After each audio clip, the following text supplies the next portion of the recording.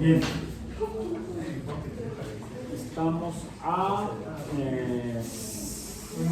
5 de diciembre.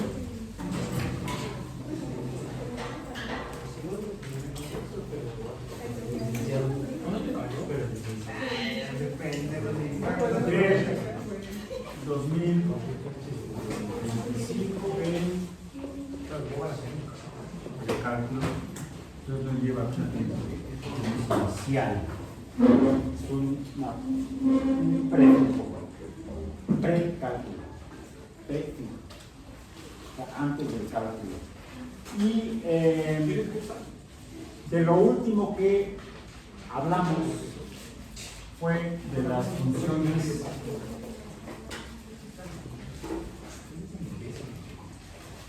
exponenciales, que es importante distinguirlas de las funciones a las que podemos llamar potenciales. Más allá de las funciones polinómicas. Es más, voy a permitirme, para que quede claro, las semejanzas y diferencias entre funciones polinómicas. Propiamente las funciones polinómicas serían aquellas que están conformadas por más de un politérmino numérico. Entonces podríamos hacer una representación o modelo genérico de las funciones polinómicas si escribimos algo con formato alfanumérico, es decir, con letras y números, de esta manera. De esta manera. Y es importante que queden claras para que no vayan a confundir unas con otras, sobre todo porque si más adelante, sea el próximo trimestre o el siguiente, se inscriben a cálculo, lo que sigue del el cálculo diferencial, pues prácticamente entrando al curso aprendemos el programa exactamente así, según yo tenía aquí el programa de cálculo diferencial. Lo debo tener en mi biblioteca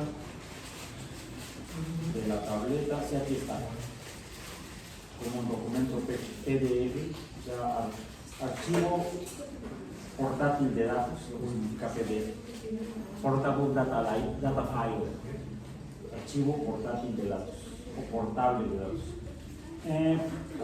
Abrir de precálculo. Precálculo, contenido sintético, que son los conceptos o los capítulos del programa. El primero fue aritmética, fue lo que vimos al principio del trimestre. Luego, el segundo fue elementos de álgebra, que es la herramienta para manipular los términos de las funciones. Luego, las funciones, que es el tema en el que estamos. Vienen funciones como concepto general.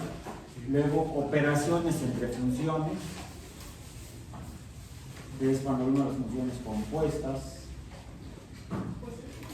Y estamos ahorita en el último tema, que es, por la última unidad del programa, que es funciones exponenciales y logarítmicas.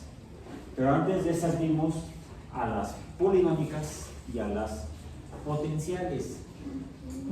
Podríamos quizá afirmar que no existen funciones potenciales, porque podríamos incluirlas en las polinómicas, pero no necesariamente si nos remitimos al nombre que se le da a cada grupo de funciones y a la etimología o significado, a la etimología y al significado, que pueden ser diferentes, del concepto de polinomio. Entonces, quería acudir al programa de cálculo diferencial y no precálculo, y al que abrí fue de precálculo. Lo que pasa es que la miniatura que se ve en la tableta se ven iguales y no se alcanzan a ver los caracteres que indican cuál es cuál.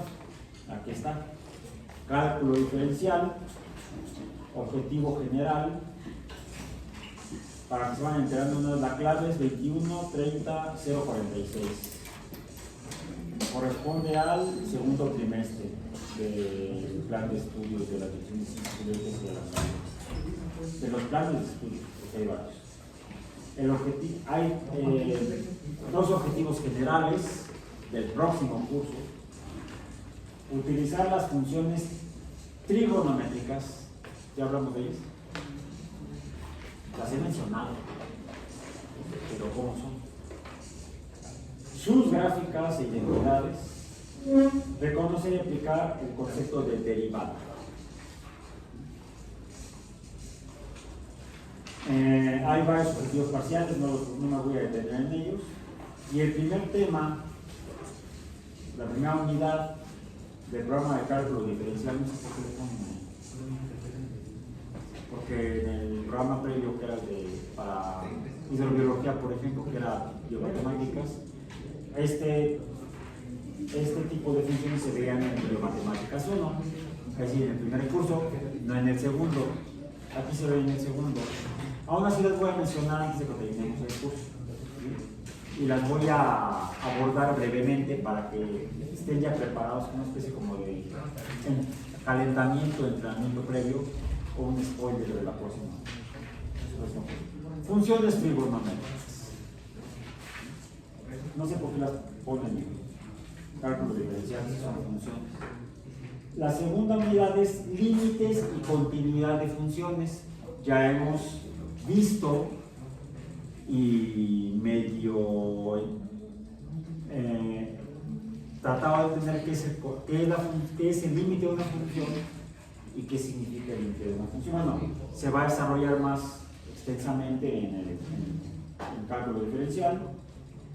Y la tercera unidad ya es propiamente lo que sería el cálculo diferencial, que es el primer concepto relacionado con, o que comprende al cálculo diferencial, que es la derivada de una función.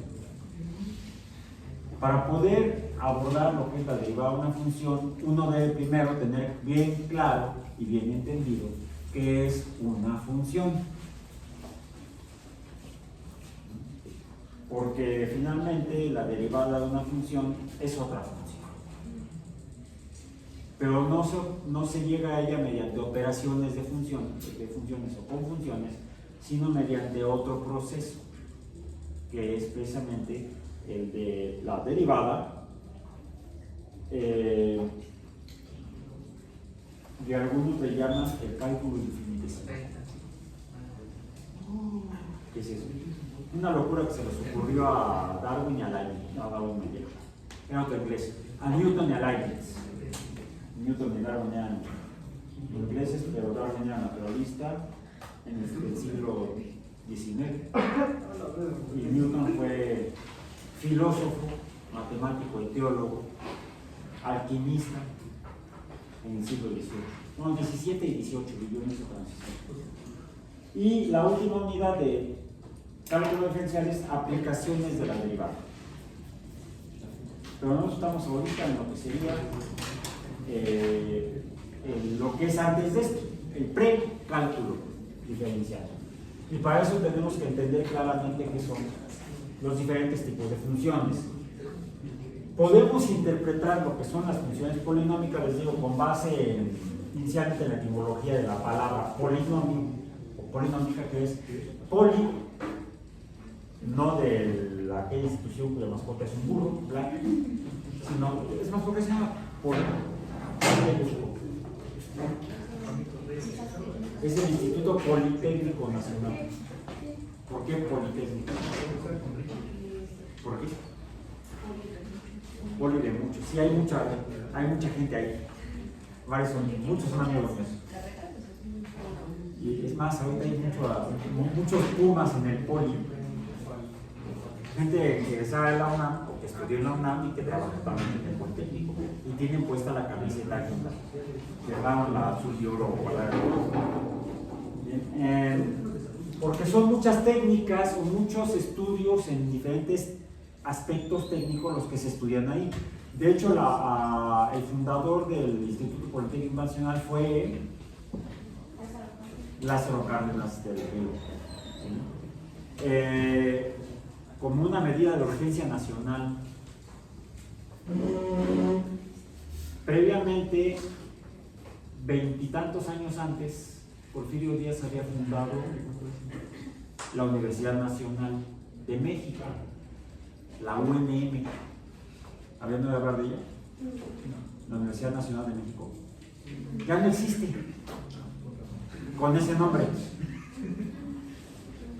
En 1929, si no me equivoco de año, pero fue a final de la década de los 20 del siglo pasado, o sea, hace ya casi 100 años, finalmente, después de algunas inconformidades, de protestas y demandas, vamos a decir, de derechos por parte de la comunidad de estudiantes y académicos, profesores, investigadores de la Universidad Nacional de México, finalmente al rector de la Universidad Nacional lo nombraba el presidente, y así de Adelazo Paz.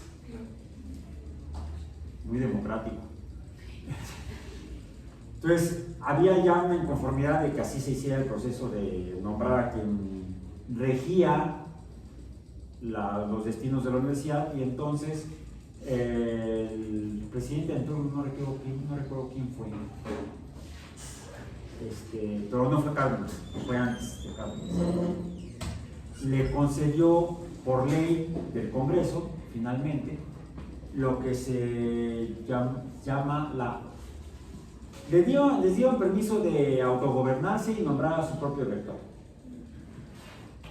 que lo hacían directamente la comunidad de la universidad a través de un procedimiento y órganos de gobierno de la universidad.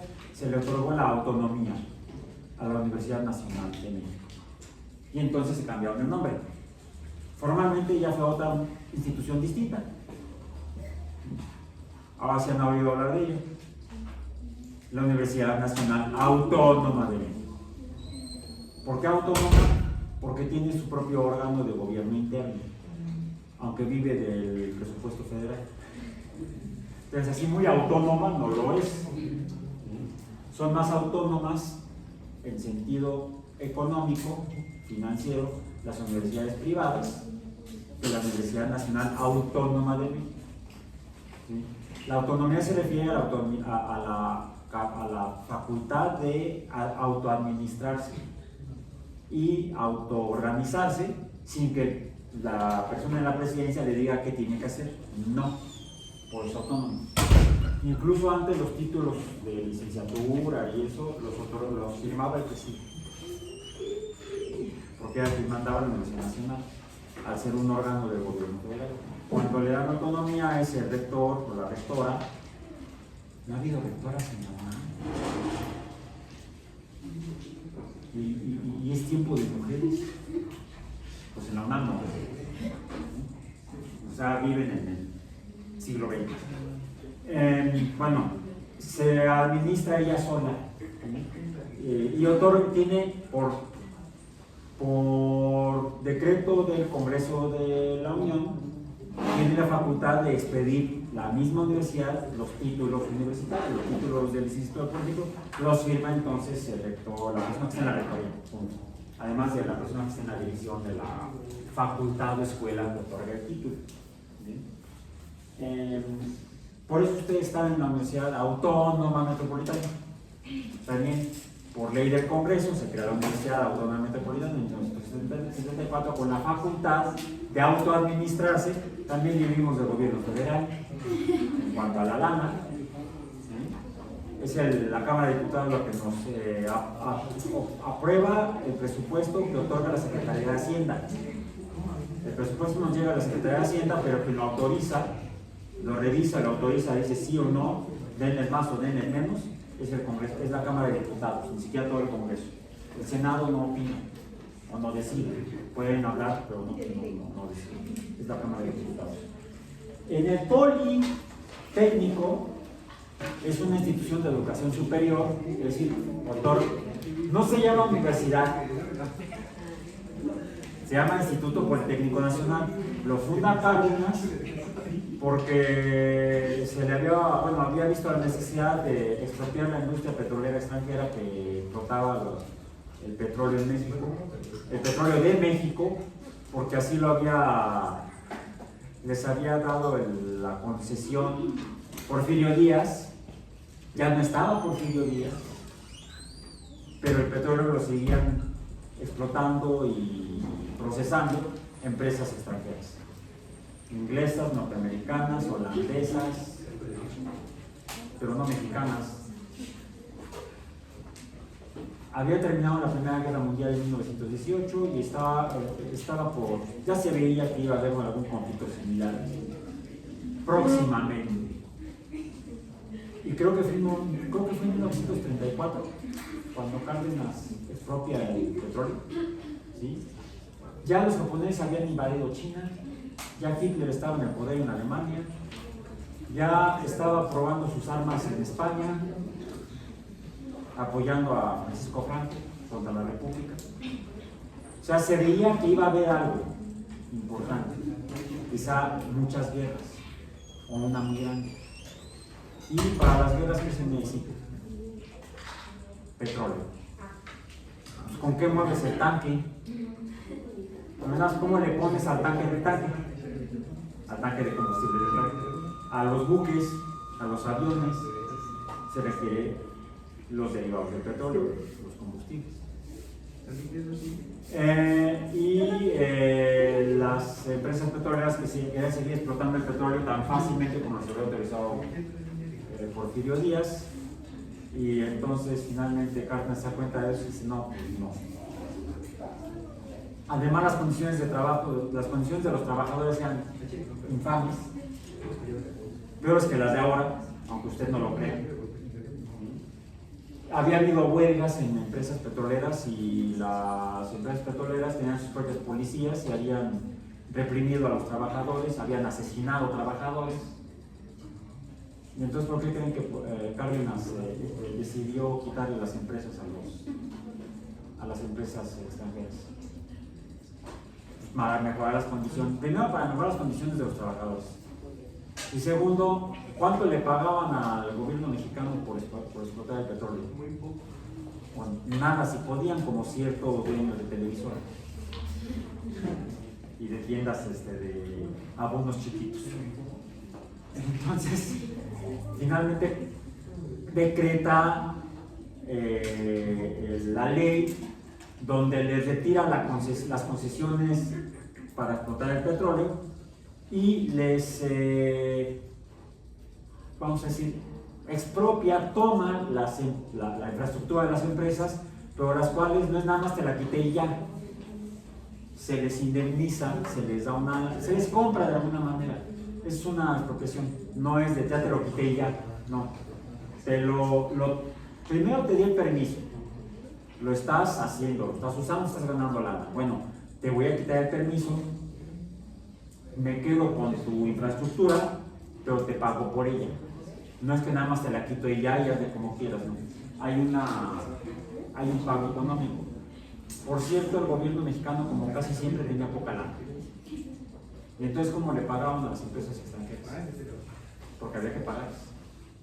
Si no, por eso nos invadió Francia en el siglo XIX. Le había prestado dinero al gobierno mexicano, el gobierno mexicano fue Juárez el que dijo no pago. ¿Y qué hicieron los franceses? Pues se querían cobrar a lo chino, para eso enviaron las tropas y hasta un emperador. Bueno, entonces lo que hace Cárdenas es expropia, y para poder pagarles a las empresas extranjeras, pues le pagó con lo que había en el Tesoro mexicano, la Hacienda se llama también. Antes se llamaba Secretaría del Tesoro, después se llama Secretaría de Hacienda. Y como no alcanzaba, pues la gente empezó a donar dinero al gobierno. No impuestos, a hacer donativos.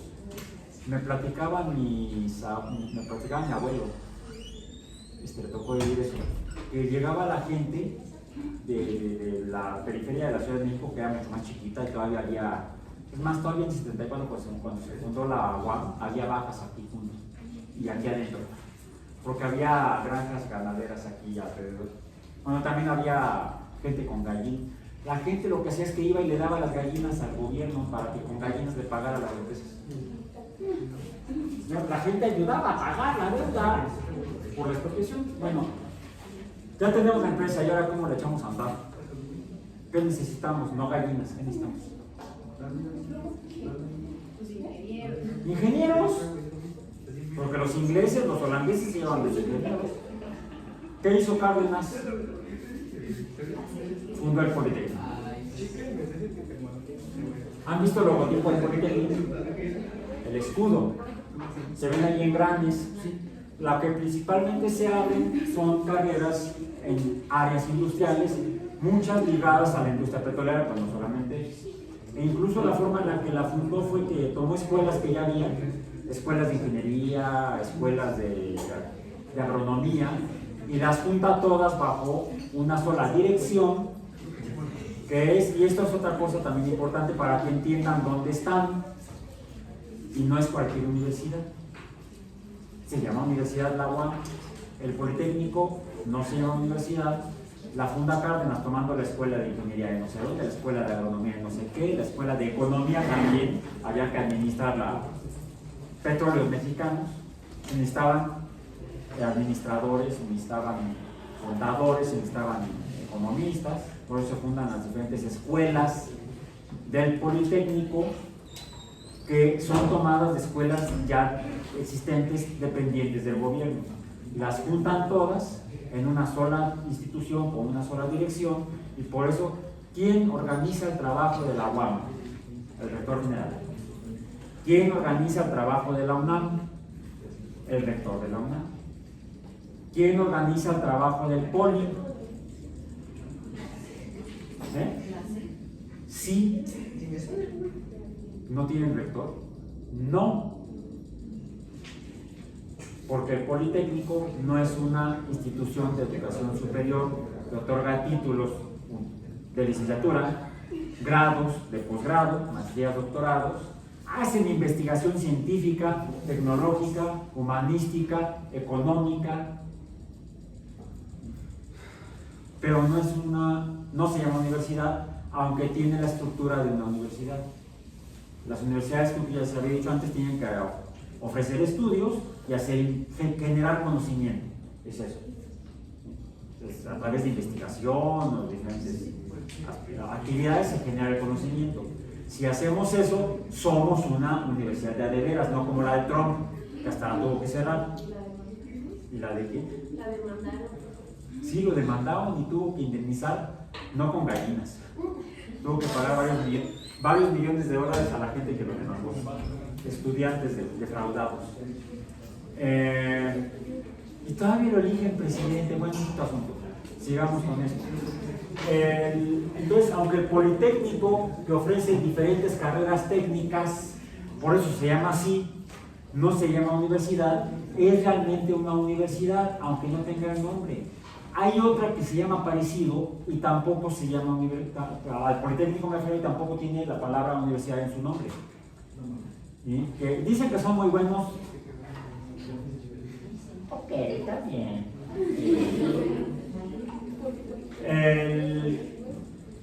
¿Cómo se llama? El Instituto Tecnológico de Monterrey. Sí. ¿Lo conocen? Sí. El TEC. El TEC. ¿Sí? Bueno, se llama Instituto Tecnológico de Monterrey y sí es una universidad, porque ofrecen títulos, grados, y sí hacen investigación, no lo niego, y hacen buena investigación, pero no en la magnitud que hace la UNAM. La mayor parte de la investigación o generación de conocimiento en México la hace la UNAM, eso no se puede negar. Detrás de la UNAM va el Politécnico, donde también no solamente, ya con los años, no solamente ofrecen estudios técnicos, sino también de humanidades. Y es la segunda institución en generación o producción de conocimiento en el país. ¿Cuál es la tercera? La UAM. Aunque nos pongan a la cola en los rankings de es mejor el TEC de Monterrey, no. A lo mejor son mejores que nosotros en algunas cosas que hacen. Y sí, efectivamente sí son mejores que la UAM, en algunas cosas casi en ello, allá en el TEC de Monterrey. Pero en cuanto a, por ejemplo, en cuanto a cantidad de producción, de generación de conocimiento, no nos llegan. Por cantidad les ganamos, por calidad también. Que tiene más lana.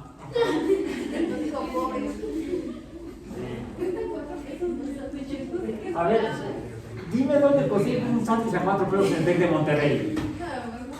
No, ¿cuál es mejor? La UAM.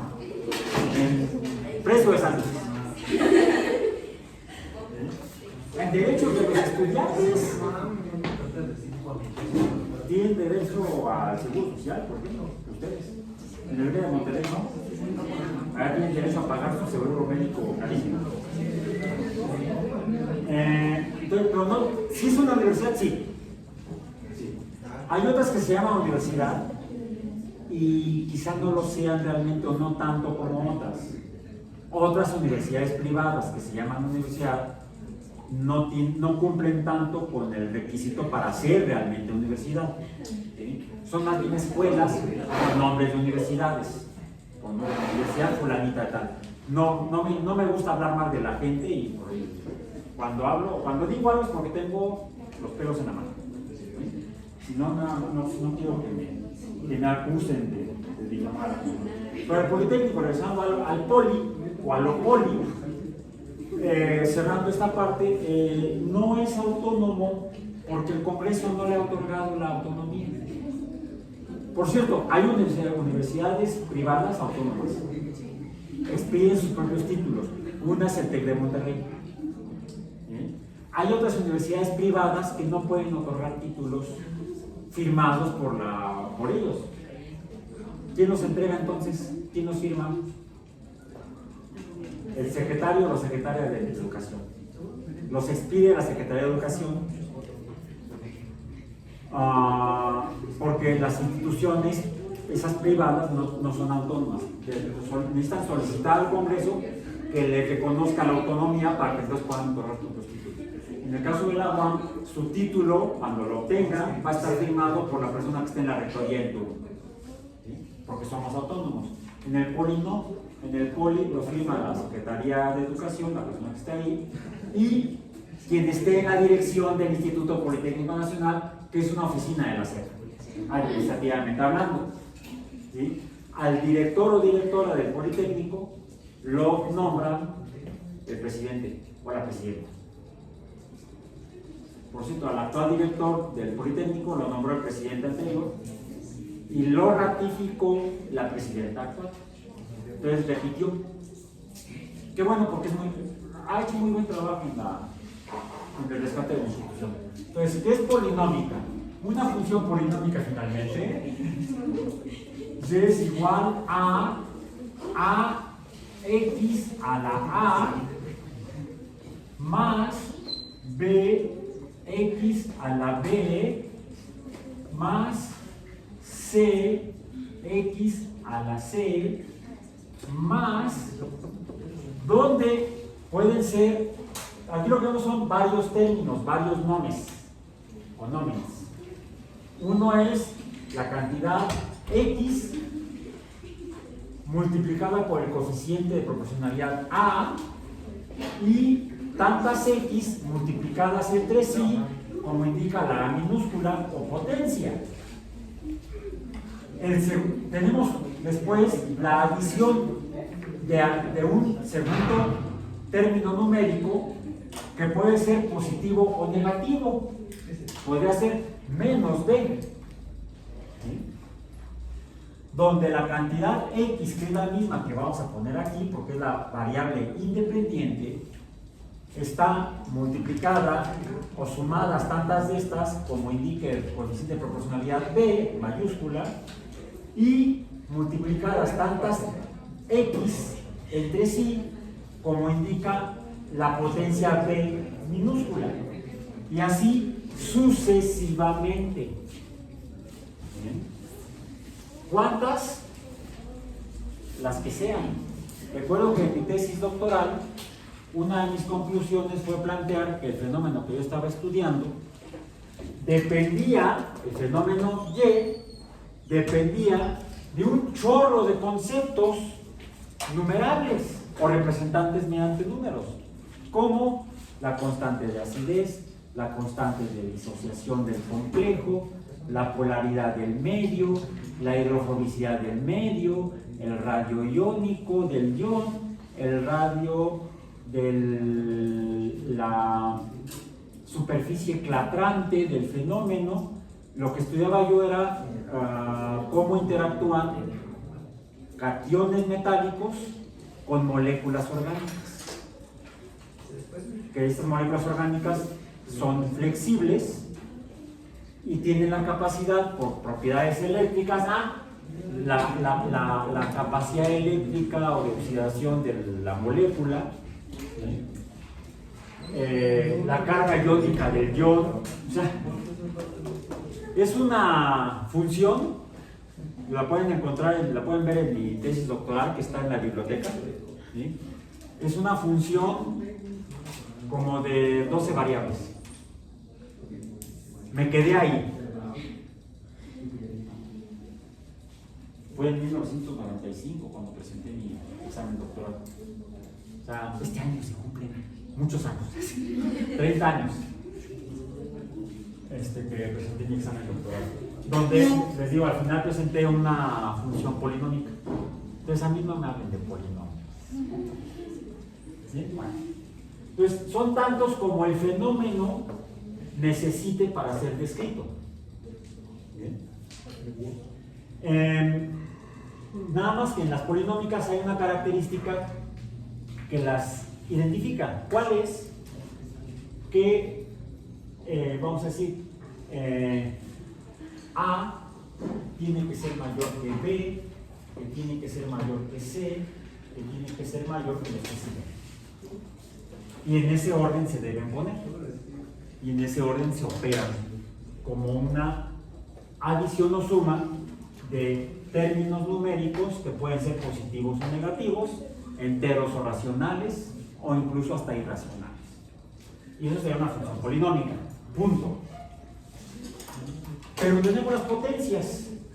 Ahora, si la potencia es mayor que 1, ¿sí?, tenemos a cuáles funciones.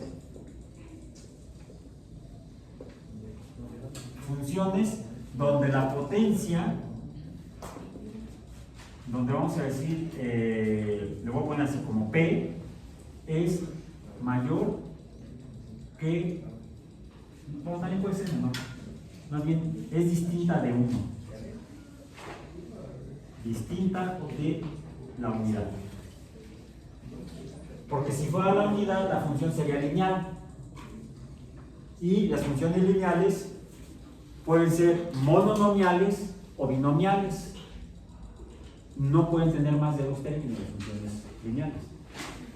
Porque la primera potencia es 1 y la siguiente potencia, ¿cómo tiene que ser? Pues menor que 1, que sería 0, como entero, y entonces sería un número constante. De ahí que tengamos como la fórmula general de las funciones lineales o de la recta, y es igual a mx más b, en la forma tradicionalmente mencionada y publicada y estudiada en donde se estudia. Estas, ¿cuáles son? Las que tienen esta forma: y igual a, vamos a decir, a x a la n, a la p, más bien, a la p, bueno, 2, a la p. ¿Sí? De hecho, puede no tener más términos. Puede o no tener más términos. Más, pero no es estricto. No es estricto. ¿Cuál es la función de potencia o potencial más simple cuya potencia sea un número entero? ¿Cuál? Nuestra vieja amiga, la parábola cóncava arriba. ¿Se acuerdan de ella? Pues ya hasta la olvidaron, pobrecita, va a morir de tristeza. y es igual a x cuadrada, donde el coeficiente a es igual a 1. Y el segundo término sería igual a bx a la 0. Podríamos tener aquí otro término, pero sería una constante, por ejemplo. Porque si tenemos x cuadrada más x más 1, vamos a decir, estrictamente esa sería una función polinómica. Un ejemplo de polinómica podría ser y igual a x cuadrada más x más 1. Pero ¿cómo es esta? Podríamos decir, pues es una parábola cóncava arriba. ¿Vale? ¿Cómo es esta? ¿Cómo sería? A ver, busquen uno de esos programas que encuentran en internet para graficar rápido. Es más, pueden hacerlo con Google. Que es, por ejemplo, uno de los recursos que les he puesto en los recursos del sitio. ¿Sí? Puse algunos archivos en forma de imagen. ¿Sí? ¿Se acuerdan? Y creo que en algunos de ellos aparece por ahí alguna gráfica.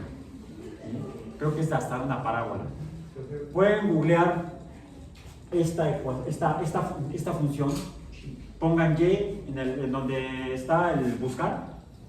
Escriban y igual a x gorrito 2. El gorrito es el símbolo para la potencia. ¿Sí? Sería y, así se escribiría, y igual a x gorrito 2. Esto es x cuadrada más x más 1. Y les va a salir en la función de inteligencia artificial de Google.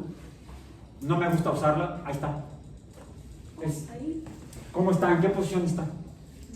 ¿Dónde está el vértice? Esta parte donde cambia de negativo a positivo la tendencia. No, a ver, esa sería x cuadrada, ¿no? No, sí está un poco corrida hacia la izquierda, ¿no? Está corrida hacia la izquierda del eje de y. Si amplifican la imagen, se ve mejor. O si lo ven en una computadora de pantalla decente y no en el celular. Y el problema del celular es que se ve muy chiquito. Entonces, cuando uno tiene prisa, hay que usar la tecnología. ¿Sí? Pero no se confíen de ella, sobre todo de la inteligencia artificial. ¿Sí? Porque luego hace cada cochinada.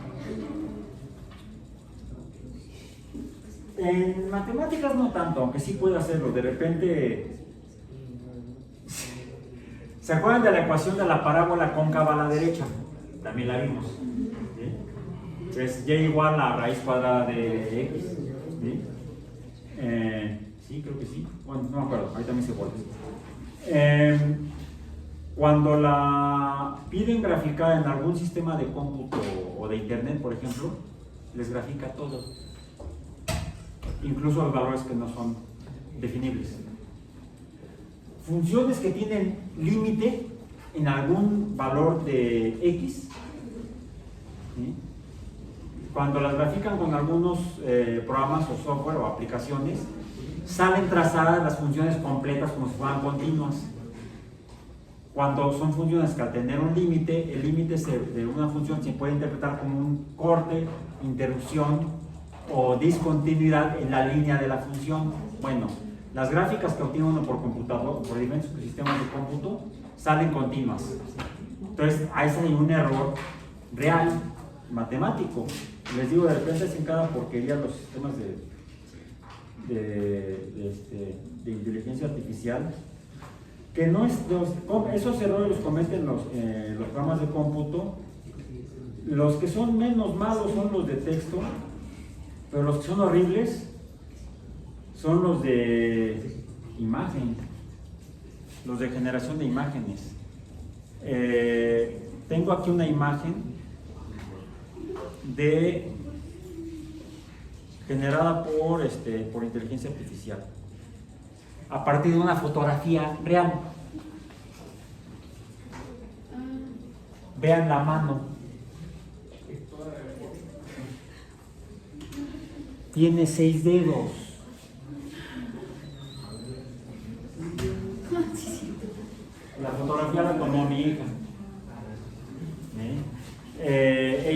dedica a cuestiones de arte, de generación de imágenes. Ya antes dibujaba mucho, ya casi no dibujo, ya casi todo lo que hace fotografía. Y yo insisto, es mejor el arte hecho por humanos que el pseudoarte. Este es un dibujo. ¿Cuántos dedos tiene? Pues 5. Bueno, lo pueden hacer como Mickey Mouse con 4, ¿no? Bueno, en los cómics, por cuestiones de rapidez y estética, es común que a los personajes antropomórficos les pongan 4 dedos en lugar de 5, porque dibujar manos y pies es difícil. De hecho, una anécdota familiar, bueno, precisamente de mi hija, cuando estaba aprendiendo, tenía pocos años de haber aprendido a dibujar y a pintar, y le quiso regalar un cuadro a uno de sus tíos, nos dibujó un hada sentada a la orilla de un lago, pero de un estanque. Y está casi terminada toda el dibujo, la figura, porque ya termina luego darle color para regalárselo al tío. Y estaba sufriendo, casi hasta lloraba, porque dice que no le salían los pies. Hacer que los pies se vieran bien estéticamente, sobre todo los dedos, es dificilísimo. Tenía poco tiempo de haber aprendido a dibujar, pero ya dibujaba bien. Tomó clases con un maestro de arte, de pintura, de esa escuela famosa, el Esmeralda. Pues resulta que ya en desesperación me pregunté cómo le hago. Digo, mira, está helada junto al lago, junto al estanque, ¿sí? ¿Por qué no le metes los pies al estanque? Sí. Oculta los dedos con el agua. Ay, pues sí. Ya lo terminó, lo pintó y se lo regaló aquí. Está ahí en la sala de la casa del tío.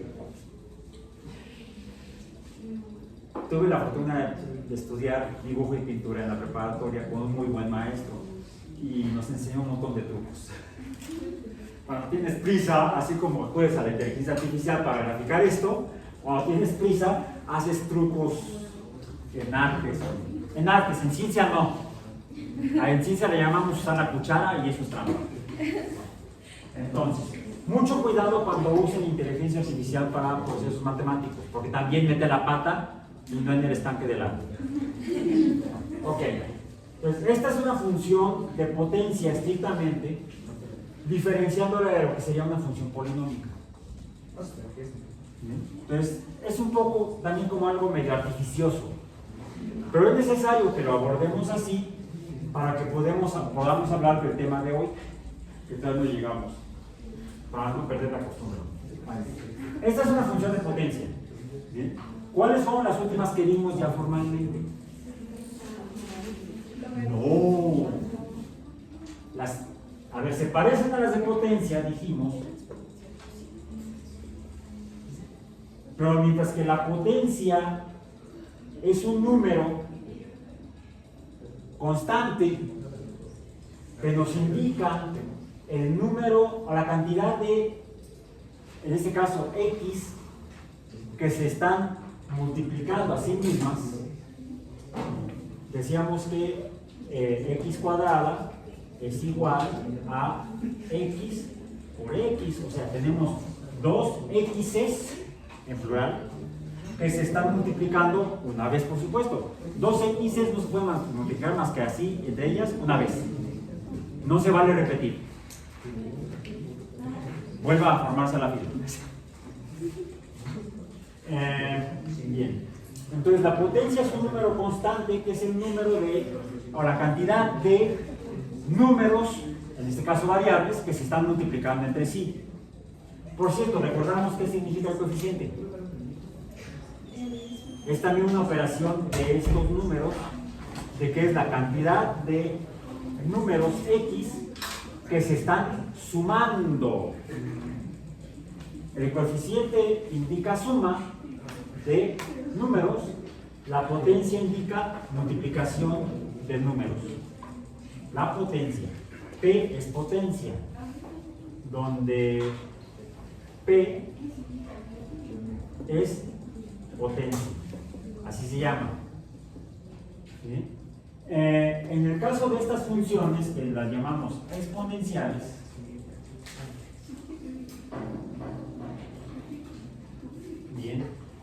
se escriben de manera genérica así. Sería A multiplicado por habría aquí espacio. A que puede estar multiplicada por un coeficiente como estos, como A mayúscula, B mayúscula, C mayúscula, coeficientes de proporcionalidad. Si es cierto, al multiplicar un número constante, donde el coeficiente es un número constante, A es un número constante, pues el producto de dos números constantes es un tercer número constante.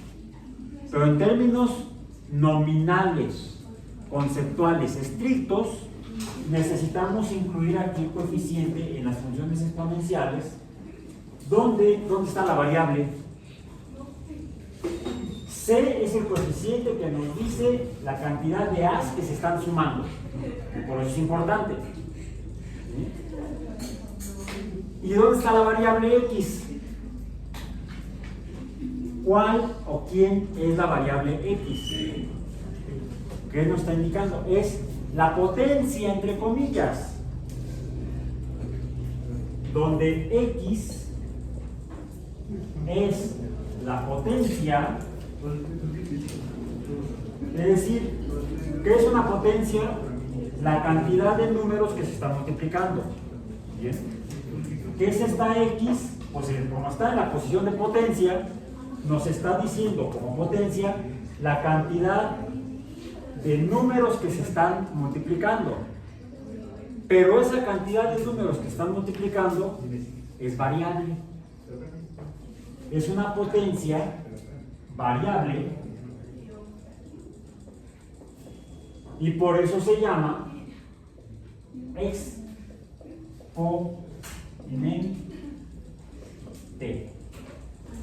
De ahí que reciban el nombre este tipo de funciones como funciones exponenciales. Ahora, aquí es donde es importante, y por qué lo escribimos así, como C por A a la X, a las funciones exponenciales, porque así como X es la potencia, C es el coeficiente, vamos a decir, C es el coeficiente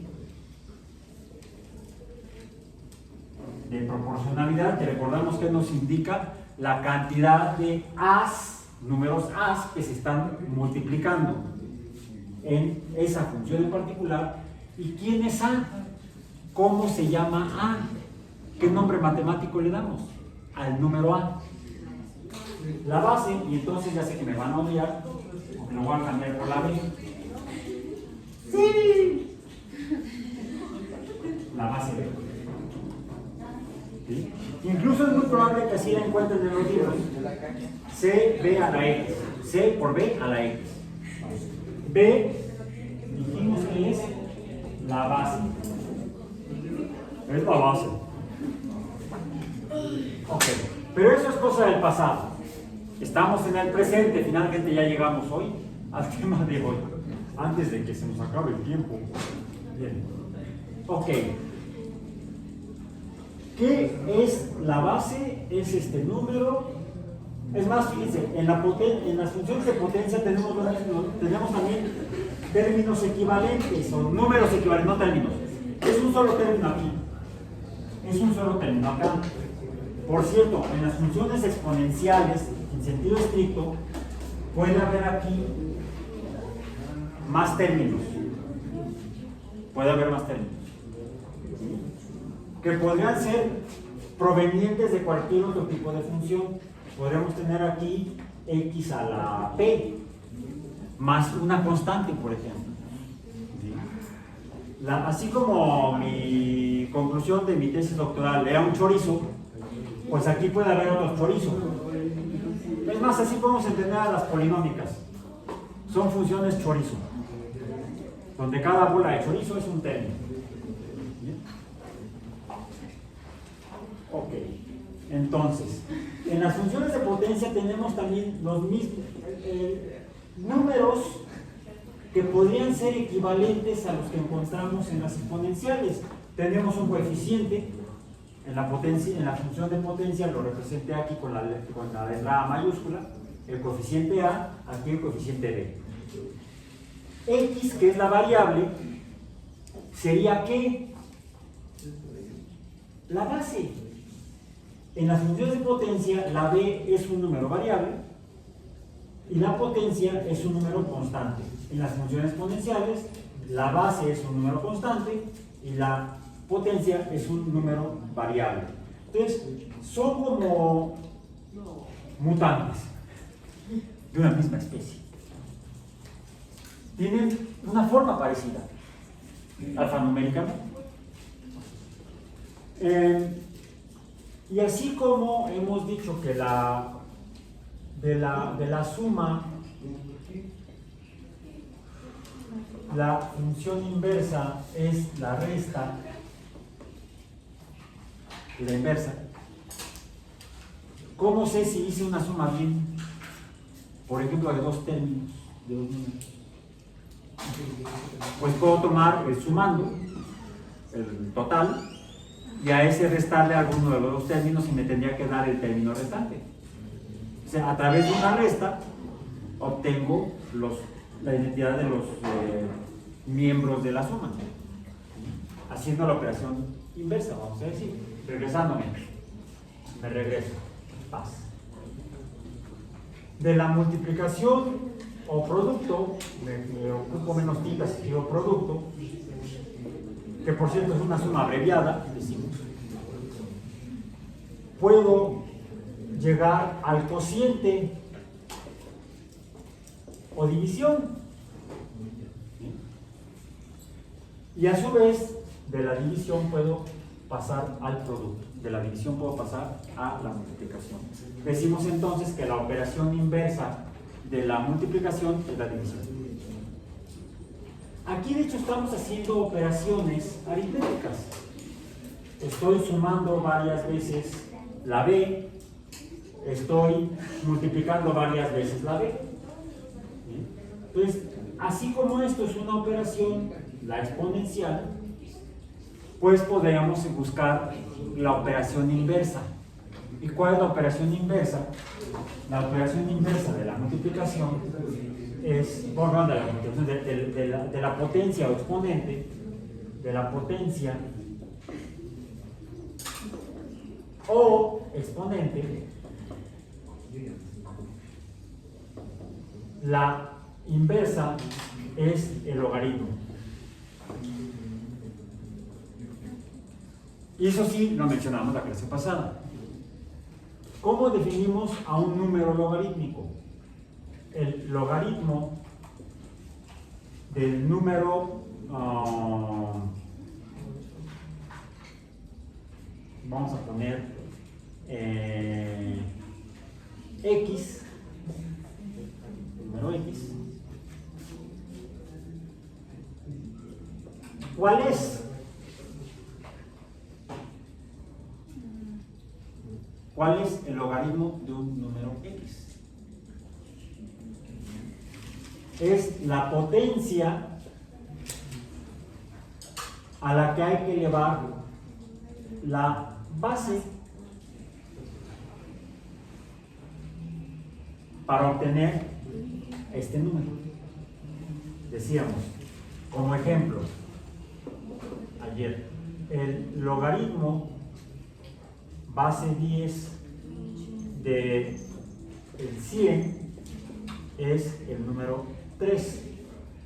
¿Por qué?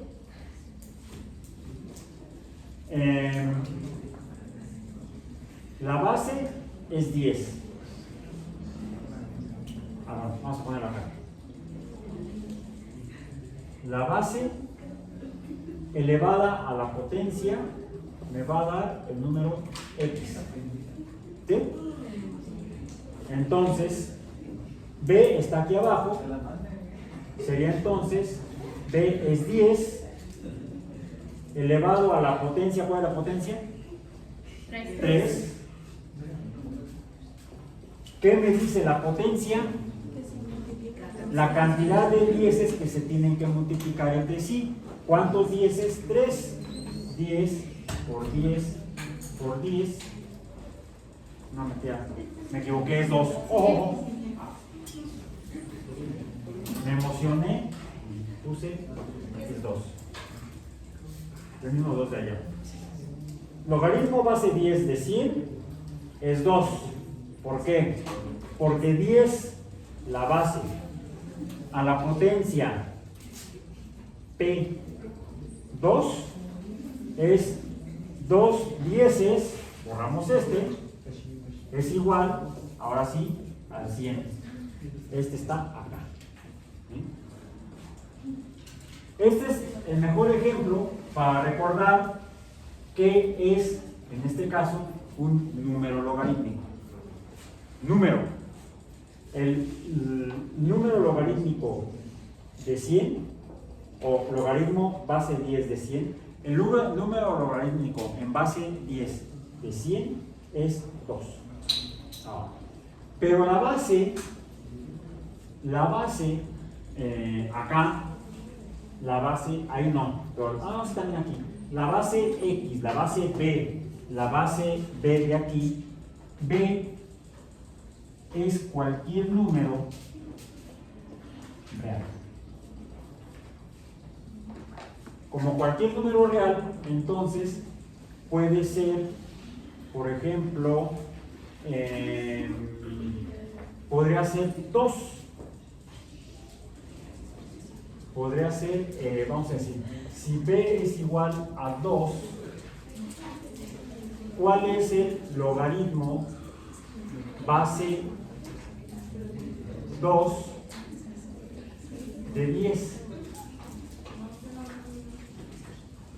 ¿Cuál es X? Vamos a ver esto. ¿Sí? La base es 2.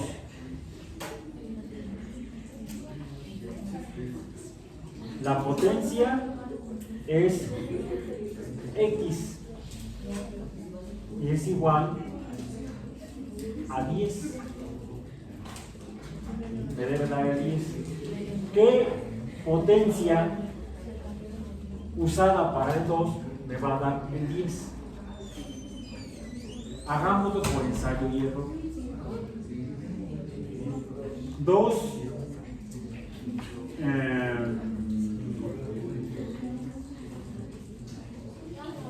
tienen en su calculadora una función así.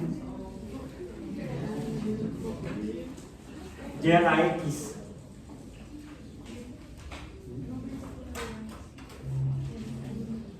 Permítanme. 5. No, porque sería la potencia 5, sería todo por 2, 4 por 2, 8. Serían 5 doces. Entonces no es ese.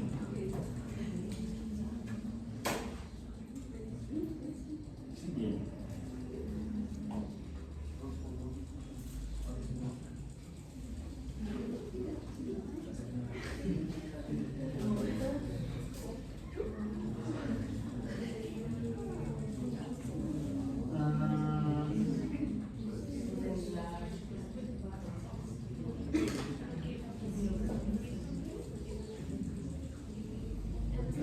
Vamos a poner mejor, voy a poner mejor aquí otro resultado, que sea el de 8.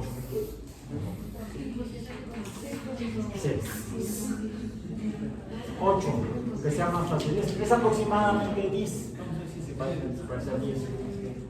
¿Con cuál potencia obtengo el 8 a partir de la base 2? Aquí es más fácil, sería 3. Entonces, aquí X es igual a 3. Porque 2 al cubo es igual a 8. Podríamos decir entonces que el logaritmo base 2 de 8 es logaritmo base 2 de 8 es igual al número 3. Les decía yo que B puede ser cualquier número real. Un número que comúnmente aparece en las bueno, y esto lo podemos poner de esta manera. Fíjense, esto de aquí lo puedo escribir así. En lugar de X, donde lo que estoy buscando es un número, puedo poner que la función Y es el logaritmo base 2 de x. Y esto ya sería entonces una función de x a lo que llamamos una función logarítmica. Las funciones logarítmicas pueden ser en cualquier base. Podemos tener y igual a el logaritmo decimal de x, o y igual a el logaritmo base e de x. Y ayer les comenté que existe el número e. ¿Sí lo averiguó alguno de ustedes? ¿Cuál es el número e? Es interesante porque el número e se puede obtener mediante algo que vi aquí como un tema complementario en una enciclopedia, que es a partir de la suma de lo que llamamos una serie numérica de números racionales, que serían así.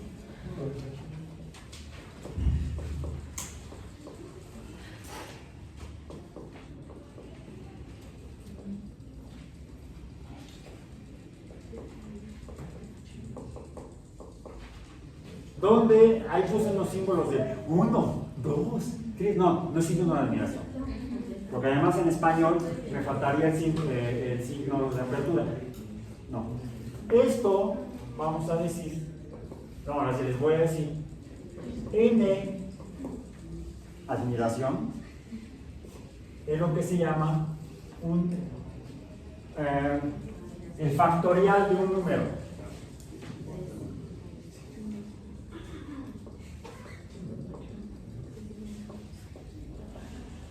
Y así como hace rato usaron la inteligencia artificial de Google para poder obtener la curva rápidamente de esta polinómica, rápidamente googleé qué es el factorial de un número.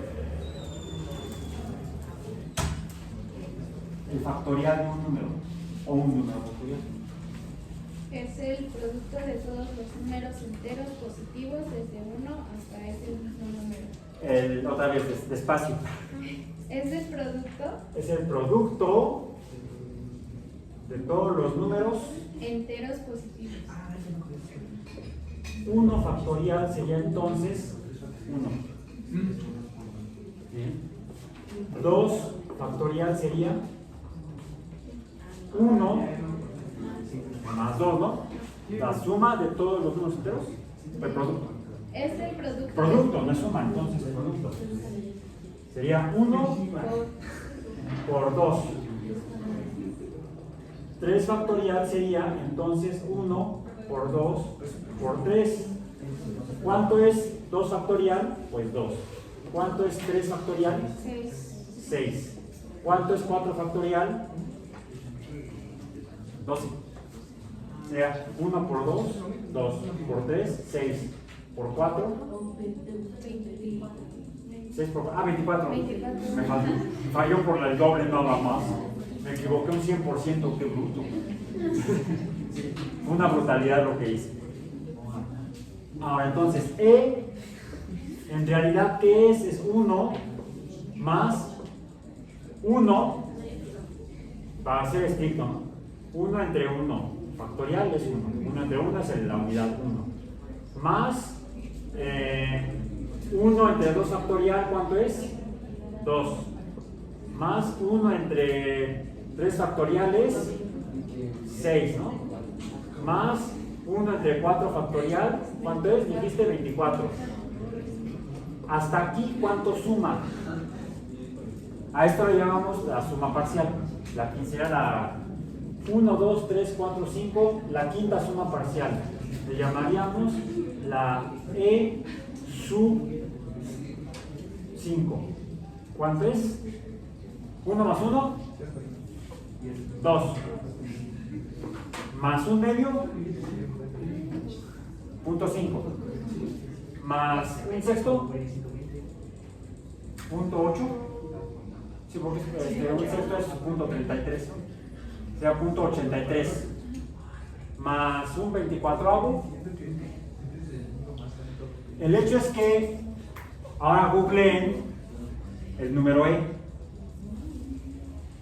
o el número de Euler, que es 2.7. Sí. 2.73 1, 3, 8, 8. 28.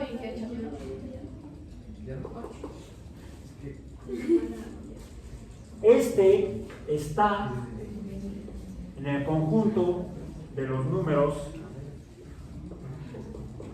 irracionales. Es como pi, es un número irracional, porque no se le conoce, no se puede identificar el último dígito decimal. Entonces el número E, o número de Euler era un matemático teutón, alemán, diríamos hoy en día. Suele usarse frecuentemente como base para la obtención de la determinación de funciones logarítmicas. Esto normalmente lo representamos así, como el logaritmo natural de... Cuando ustedes vean ln, se trata del logaritmo base e o el logaritmo base 2.72, por ejemplo, 2.72. Que es una de las funciones que tienen en sus calculadoras científicas, sea la calculadora o sea la que sale en el celular. Es muy... No solamente es ocurrido, resulta que algunos fenómenos naturales reales, y quizá por eso le llaman a este logaritmo natural,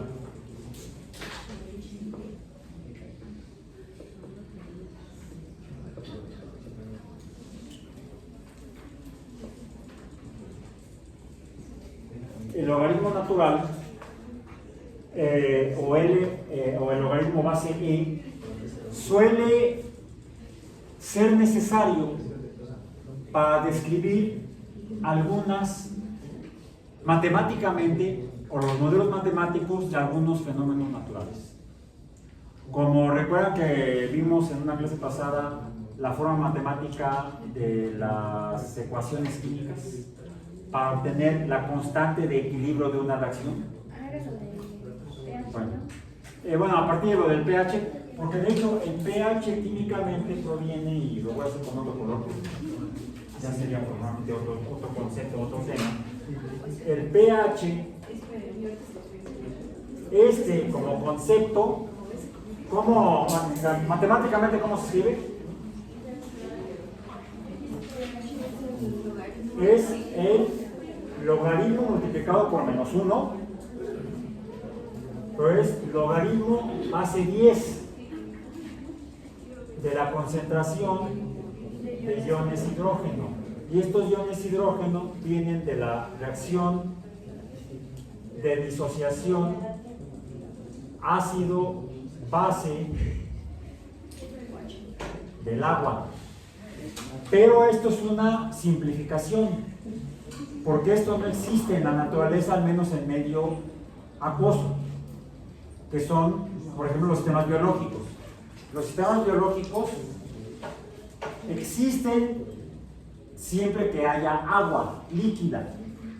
Y en el agua líquida, esto tiene otra forma, que es H2O, sería 2, H2O, va a dar como producto hidroxilos más H3O o ionhidronio. Lo que ustedes realmente están midiendo en el pHímetro no son protones voladores. Los protones existen así solamente en condiciones gaseosas y se llama plasma, porque es un gas ionizado, tiene carga eléctrica. ¿Sí? Eso no existe en los sistemas biológicos, porque los sistemas biológicos dependen de la presencia de agua, y entonces el protón hidrógeno se une al oxígeno de una molécula de agua y forma el ion hidrógeno. Y esto es lo que realmente está en el agua, iones hidrógeno, no protones. Lo simplificamos por la forma matemática, que es una función logarítmica. ¿Es una función logarítmica? Sí, no es un número logarítmico. El pH no es un número logarítmico. Un número logarítmico es lo que hicimos aquí. 3 es el número logarítmico de 8 en base 2. 2 es la representación logarítmica del número 100 en base 10 como número logarítmico. Pero estos son números. Esto ya también el plumón azul está llegando a las últimas. Ya, al final lo damos de baja. Al final de la sesión. Estos son números.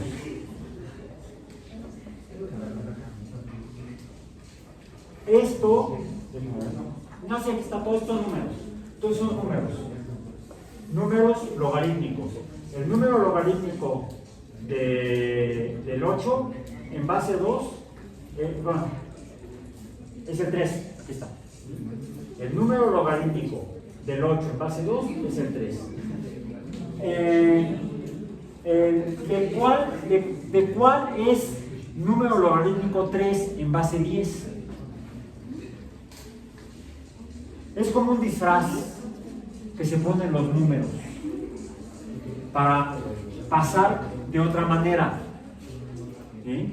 Y esto es importante que lo entiendan. Es importante que lo entiendan. ¿Cuándo es logaritmo un número y cuándo es logaritmo una función? ¿Por qué? Aquí y es más, me lo voy a cambiar el signo. Ya sé que me van a odiar. ¿Sí? Pues ya que, ni modo. Si me odia Dios, que me odie el mundo. Vamos a ponerle el número n. No n no, porque nos va a confundir con el line. No, está bien así. Aquí es e y aquí es ln. N. Sería 2 a la n, donde n es igual a 3. ¿Para qué? Para que no se malinterprete a la n como una variable, porque x es variable. Recordemos. Entonces, por eso, si yo estoy hablando de números, tengo que usar los símbolos de letras para los números constantes, que son vamos a decir la primera mitad de dale un coco, sí, por favor, y sin ginebra además. Ya mañana es fin de semana, si se van a Huastepec, pueden pedir un poco con ginebra, o Acapulco, un acapulcazo de fin de semana. Yo tengo muchas cosas que hacer. Bien, entonces, n es un número logarítmico. ¿Cuál es esa n? ¿Quién es ese número? Es el número 3, aquí está. Voy a poner acá como potencia, y es más, aquí lo voy a hacer. Ahora sí. Para que no tenga yo que extenderme para acá. Si le agrego aquí otro 0 al 100, lo he mutado. Ahora es el número 1000. ¿Y cuál es el logaritmo base 10 de 1000? 3. ¿Sí? Otra vez, acá vamos a poner n, ¿sí? Donde tendríamos aquí por 10, y esto es igual a 1000. Entonces, el número 3 puede representar, en términos del concepto del número logarítmico, a dos números distintos. Es como un abogado, puede tener varios clientes. ¿Sí? Un número logarítmico es un número abogado. ¿Bien? En base 2, si la base es 2, el 3 es número logarítmico del 8. Si la base es 10, el 3 es número logarítmico del 1000. De hecho, la manera en la que operan las calculadoras electrónicas para hacer rápidamente operaciones es transformar los números que uno le mete en sus versiones logarítmicas. Los matemáticos árabes inventaron los números logarítmicos para hacer operaciones más rápidamente, sobre todo con números grandes, porque recuerden que los matemáticos árabes aprendieron de los matemáticos indios, que en la India fue una de las sociedades donde en la antigüedad se concibió como un número, un ente para representación, cuestiones en la naturaleza un tanto abstractas, el cero, porque representa la nada, la ausencia, concepto que no desarrollaron en Europa o incluso en Medio Oriente. Por eso es que los romanos no concebían, no estaba en su cabecita el concepto de la nada y su representación matemática, que sería el cero. Los romanos contaban con cuáles números. Como números, los romanos contaban a partir de con números naturales nada más. Contaban lo que había en la naturaleza.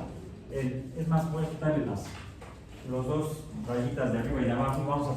Los romanos contaban 1, 2, 3, 4, 5, 6, ya lo corregí, 7, 8, 9, 10, y luego que le agregaban 1, 2, ya tengo el 11, el 12, el 13, el 14. El problema era hacer operaciones con esos números. ¿Cómo sumo? O además, la resta. Tienes 10 y te voy a quitar los 10. ¿Con cuánto te quedas? Pues con nada. Pero no lo podía representar matemáticamente.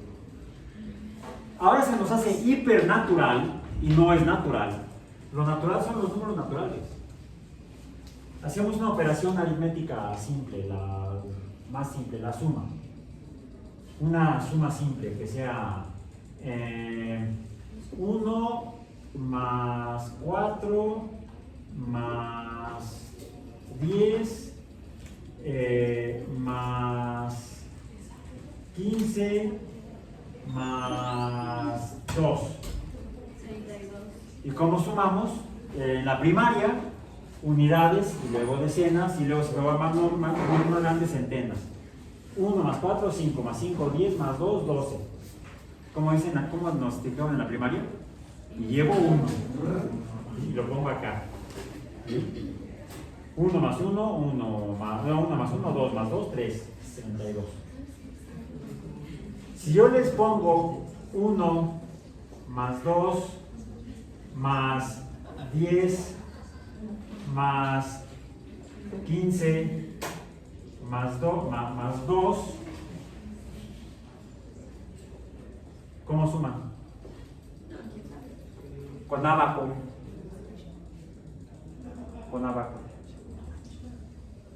Por eso usaban el abaco en el mundo antiguo euroasiático, salvo en la India.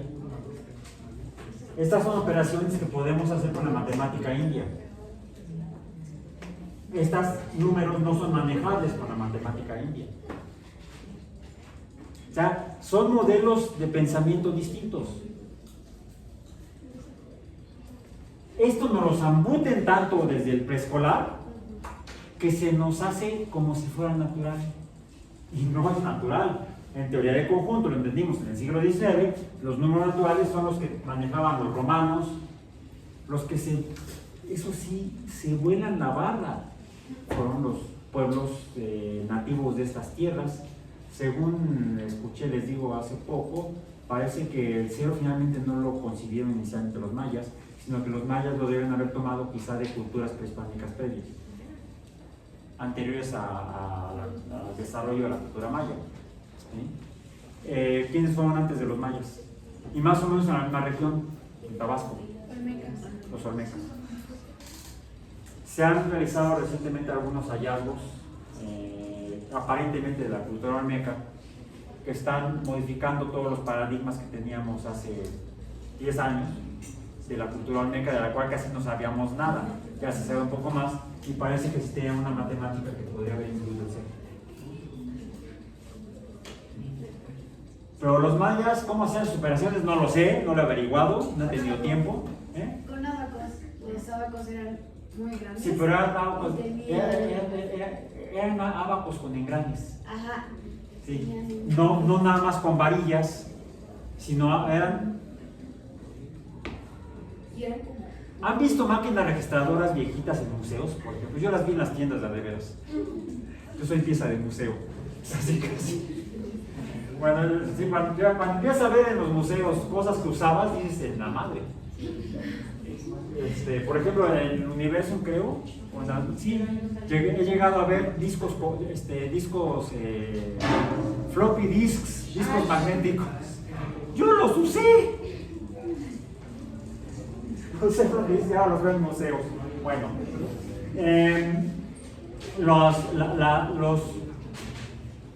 busquen luego, no ahorita porque ya se me está acabando el tiempo, busquen luego la computadora de Pascal. La primera computadora moderna la diseñó Blaise Pascal, matemático francés. Es una matemática, una computadora mecánica, no electrónica, que funciona con base en engranes, en discos, con dientes. Ahí está. ¿Sí? ¿Sí? Podrían haber hecho los mayas, es más, los mayas le ganaron. ¿Han visto el calendario maya? ¿Lo han visto? ¿Cómo se operaba? Con base en la matemática maya que concibe el cero mediante reglas y engranes. Llamarle abaco es un insulto, me parece, porque es más bien una maquinaria. Donde hay reglas, hay reglas o líneas rectas, engranadas y engranes. Bueno, entonces, terminemos nuestra parte de los logaritmos. De las funciones logarítmicas, logaritmo, los árabes lo desarrollan para hacer operaciones aritméticas más rápidas, usando transformaciones de números naturales, o incluso ya números reales, porque el cero no es natural, en modificaciones de los números a través de multiplicaciones, potencias. Finalmente son multiplicaciones, recordemos que una potencia es una multiplicación abreviada. Entonces, usando el concepto de multiplicación abreviada o potencias, los árabes fueron capaces de hacer operaciones más rápidas. Para eso inventaron el concepto de número logarítmico. Ahora, si en lugar de concebir a este número como constante, lo manejamos como variable, aquí estamos interpretando la potencia como constante y aquí la potencia como variable. Entonces, el inverso de la función exponencial es la función logarítmica. Y podríamos expresar la función del pH en términos matemáticos como pH finalmente, ¿qué es? Depende de la concentración de ácidos, la concentración de hidrógenos o de protones, ahí es indistinto. Entonces, pH, podemos decir que el pH es una función de la concentración de protones. Pero así, paréntesis. Ya le puse y es igual a f de x. Aquí es pH es igual a f de h, donde h sería x, perdón, no tendría que ser signo de barra. Aquí vamos a poner el paréntesis, aquí vamos a poner paréntesis, dos puntos. Entonces, ¿qué más? Pues pH sería y. ¿Cuál sería la representación matemática de esto como término general? Diríamos entonces que y sería una función del menos logaritmo de x. Base, tengo que poner aquí la base b. En particular, la base b, para el caso del logaritmo, donde b es, aquí sí es número igual, donde b es igual a el 10. Hay otras funciones descritas hay otras leyes de la naturaleza descritas por funciones logarítmicas. Revisen en sus libros de, o en libros en la biblioteca, en libros de fisicoquímica, en libros de termodinámica, en libros de bioquímica, donde algunas descripciones de leyes de la naturaleza están en términos de logaritmo base e. Como por ejemplo la definición de, revísenlo por favor, de la ecuación de Gibbs.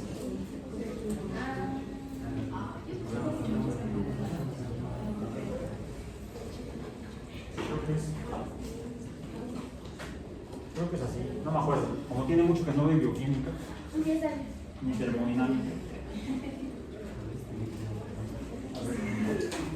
La ecuación de Gibbs. Ya vamos a acabar, me queda un minuto para terminar antes de las 10.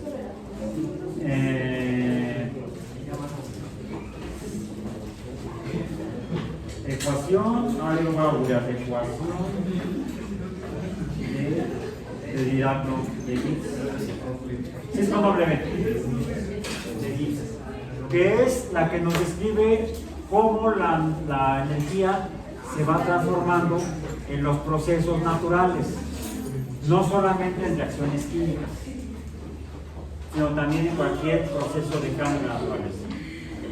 Esta está en función del logaritmo base, como un ejemplo más. Y seguiremos revisando estas cosas la próxima clase. Por hoy terminamos.